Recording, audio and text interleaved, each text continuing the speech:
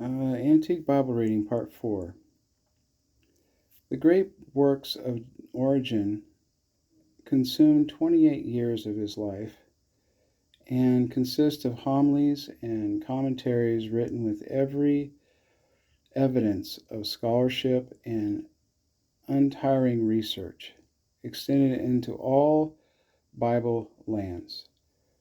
His first arranged 4 versions on the same page. He first, not his first. He first arranged 4 versions on the same page for comparison of the text of each with the others as to correctness, as follows. The Septuagint, this was the first one. 2 is Aquila. 3 is Symmachus. 4 is Theodosian. Afterward, he added 2 others, making what is known as the Hexapla, 6 parts. Some portions of the Gospels were in 8 versions. The whole work comprised nearly 50 volumes, folio of which only a very few pages are in existence now. The Veneto Greek version is dated AD 875. Tertullian, born AD 160, died 245, describes a Latin version of the Gospels which had influence to a great degree on the popular speech, elevating it to a high standard of excellence. It is only possible that the Old Testament had been translated into Latin before the crucifixion, but there is no record of such a fact, although indirect evidence may be seen in the similarity of the style of the Old and New Testament as they are found in the version which was used before Jerome's was made. The extensive influence of the Scriptures in the early ages may be gathered from the remark, so often repeated, that the whole Bible could be gathered from the writings of the early centuries. So copious were their quotations. The great scholar who, above all others, succeeded in making the most valuable version of the Scriptures in the Latin tongue was Jerome, whose name, as written in Latin, was Eusebius Hieronymus Sophronius, born in AD 329 at Stridon, and died 420 at Bethlehem. He was a student and a traveler from his youth, and a patient gatherer of knowledge, serviceable in his great undertaking in all parts of the Christian world. His version was far more than 8 centuries the great bulwark of the Church in the west of Europe, as the Septuagint was of the Church in the East.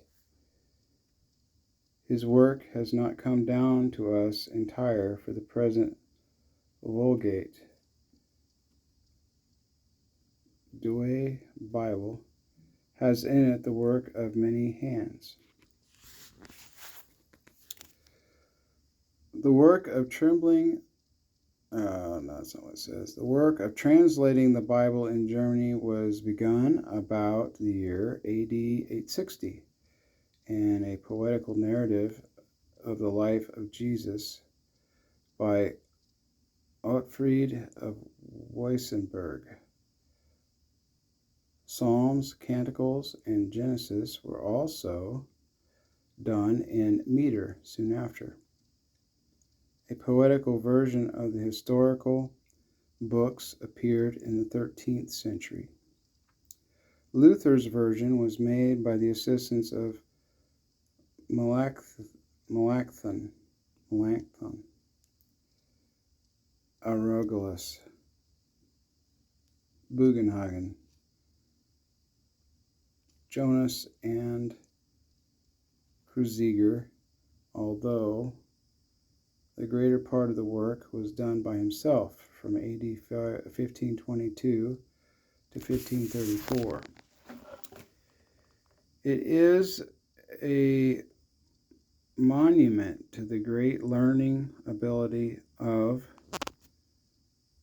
the leader of the Reformers. There are also versions in Low German, 1533, Danish, 1550, Swedish, 1526, Icelandic, 1540, by Thorlak Skolason, 1644, Dutch, 1648, and Pomeranian, 1588. The Reformed Church published one in 1579 and another for the Swiss in 1665, and the Synod of Dort one in 1637.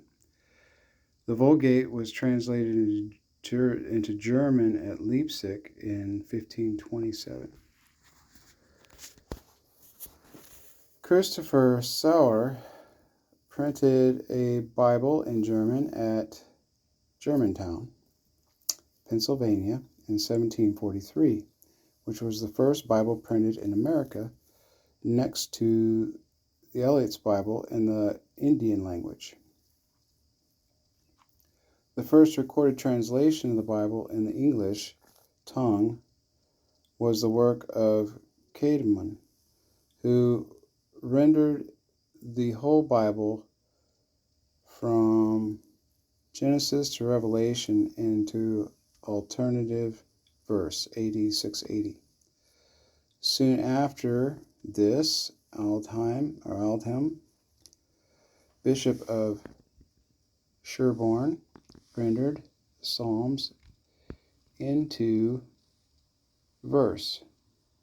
Bede translated John's Gospel, AD 735, and Alfred the Great, died in AD 901, wrote or published the 4 chapters of laws from the book of Exodus, because he desired that all free-born youth of his kingdom should be able to read the English scriptures, as well as be educated generally. He had a book of extracts from the Psalms and other books made for use in his family. I'm going to stop there.